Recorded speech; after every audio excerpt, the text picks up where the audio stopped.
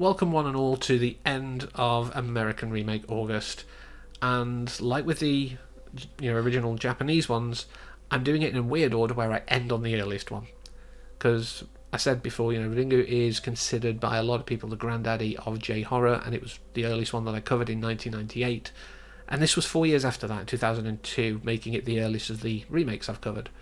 But let's talk about The Ring, directed by Gore Verbinski, yes, the Pirates of the Caribbean guy, written by Aaron Kruger. The stars Naomi Watts, David Dorfman, Brian Cox and Davy Chase.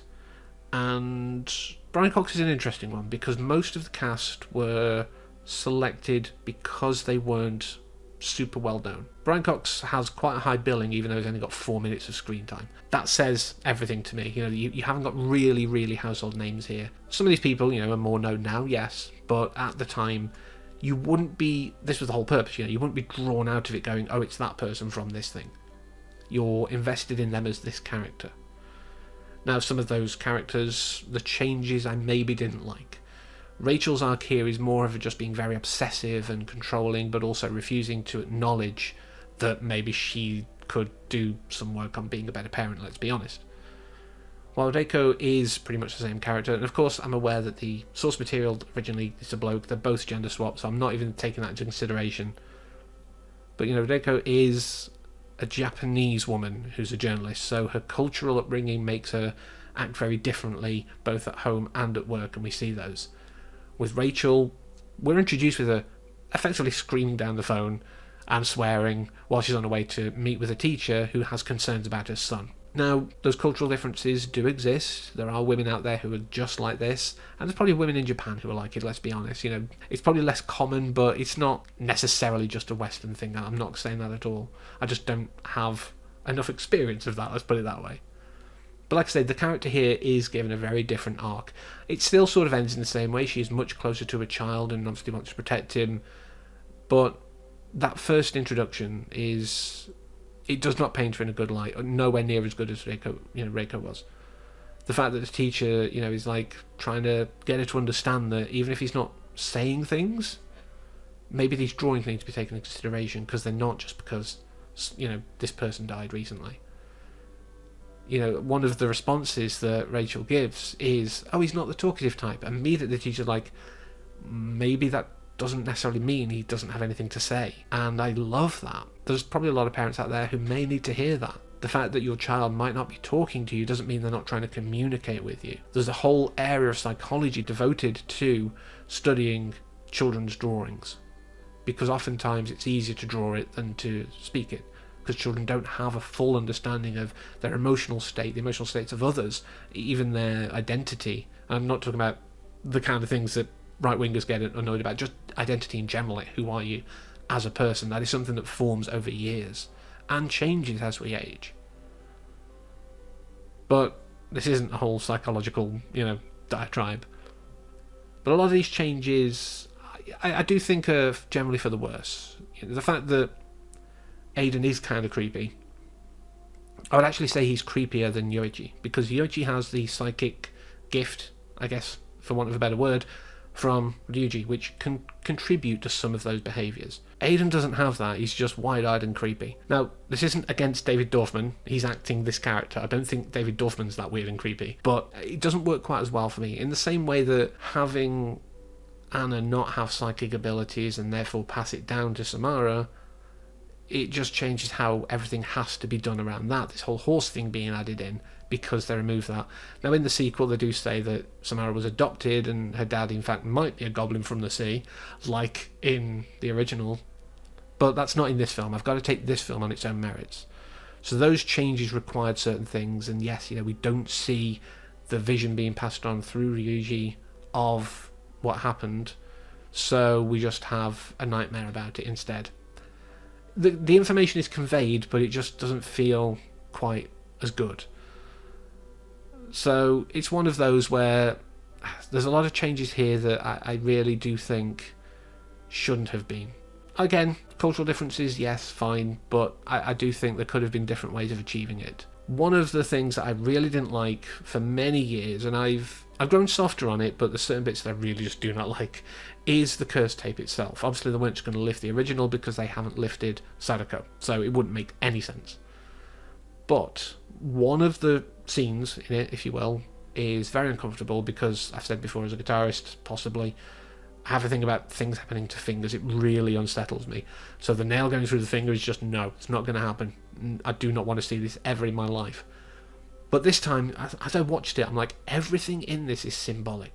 Now, the symbolism in the original one, yes, but everything here has a symbolic message. You know, the ladder going away is probably the fact that she couldn't get out. The nail through the fingernail, what did it do? It lifted the fingernail off, like how she was trying to crawl out. All of these kind of things. There's a lot of stuff here, like I could go through, you know. And the fact that there was a lot of care and attention done for this film, I will never have anything against that. The fact that they left cursed tapes around as a marketing tool without even explaining where they were from. It was literally just some weird viral marketing people like, why have I got this tape? What the hell is this? And then trailers started coming out, etc. There were even some screenings where cursed tapes were under the seats and you could go home with them as a little memento. I don't want to look on eBay because I don't want to get tempted to find one and buy one. But there's so much here that obviously someone really had a lot of love. And I say someone, like, you know, a lot of the production staff and maybe the studio really wanted to do something good with this. The story goes that pretty much as soon as they saw Ringu, they were calling around going like, we need to option the rights, trying to get money to do it. The fact it took 4 years isn't that long in the grand scheme of things. And there's a lot of, you know, a lot of care and attention. It just needed some tuning. But one of the things that I really didn't like is the video effects on Samara as she's crawling out of the TV. I know obviously a few years down the line they had better effects. I still think the original crawling out of the TV is one of the best effects that I've ever seen. And I'm saying effects, you know, as both practical CGI, whatever. Like, gag, whatever you might want to call it, scenes. The crawling out from the original one is amazing. Here it just is tacky. And then the shot of the face. It's not like the eye, which, okay, is kind of laughable now, years down the line, but it's still shocking. It's, you know, punchy. Just the face, it doesn't look that different to the Scary Movie remake or, you know, parody version. And that's not a good sign. But overall, I think this was okay. I definitely don't think it's as bad as I remembered it being. My expectations have been tempered, but I do appreciate what it was trying to do. We have, you know, the inclusion of something that was in the sequel of the original for Becca, so that we've got that thread and we can use her as a way of getting more exposition and things like that, telling the story in a different way. I like how they've not just used the original, they've used extra stuff, because Masami's institutionalization was not shown in the original, it was in Ringu 2. So, yeah, there's a lot here that is interesting, and there's definitely some care. Just more could have been used. So I'll end on a few light notes rather than just the one, because, you know, it's the end. Why not? Let's push the boat out a little. So this has an accidental connection to what I put in the first slot, Let Me In. Because I mentioned during that, you know, Sasha Brazier as Virginia had the, you know, basically she got the same character name. And I just glossed over that, never thought about Sasha Brazier again. And then, during the funeral scene, right at the start of the film, I'm like, I know that face. Why do I know that face? I looked at her, I'm like, oh, it's her. The brunette who she's talking to outside. That's Sasha Brazier years before. And in that same scene, we have Adam Brody. And this was a point that he could be credited as male team number one, and no one would be like, whoa, that's a bit of a low thing for him. But the thing I want to leave on, and it's weird that I want to leave on this because some of it's not great, but there was meant to be sort of bookends. Chris Cooper, who you may know from American Beauty as the dad of Wes Bentley's character, he was meant to be in the film. He was at the start and the end. He was someone who, again, weirdly linking it to Let Me In, I guess, had a predilection for minors, and was trying to get, I think, Rachel to help him get his story out there, you know, to make people sympathetic or something like that. I can't remember from when I read it. It was just, you know, it was bookends to kind of give that, and then at the end of the film, the copy she makes was going to go to him as a weird kind of perverse justice in a way. Because in the original, it is kind of harsh. You know, it's like, well, okay, Yoji, you need someone to see your tape. Let's show it your granddad, who, if he doesn't show it to someone else in a week, he's done for. Having it as someone who is not a great person, I guess you'd say, kind of makes it less bad. I mean, it's still technically, indirectly ending someone's life, but a lot of people would probably find it a bit more fitting. The complaint wasn't that it was bookended or anything like that, you know, specifically like, why is it bookended? A lot of the complaints were actually, why don't we see more of Chris Cooper's character in the film? This is a sign of a good actor. I mean, again, like I've said with so many actors I've talked about over these last few weeks, he's one of those actors I do like. Very good journeyman actor who, you know, every performance I've seen, there's been something. But yeah, like he isn't in the film, apart from the scene that I briefly talked about before, the pointless, stupid, horrible face that just is laughable. Because when Noah puts his cup down, which gives that ring motif, which they overused in this film, they didn't understand the ring was like the cycle. They thought it was the image of the well. That's a downside. But that paper, I was like, wait, that's Chris Cooper's face, and then I remembered this tale. So there you go.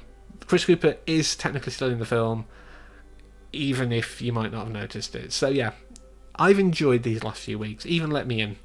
You know, I've enjoyed talking about them, and you know, the less good ones that I've talked about were entertaining to watch. I got to laugh about them, or laugh at them, and it's kind of sad that this is the last of this. But like I say, if I can get a few more done for maybe next year or another month randomly, maybe fit some in around Halloween, I don't know.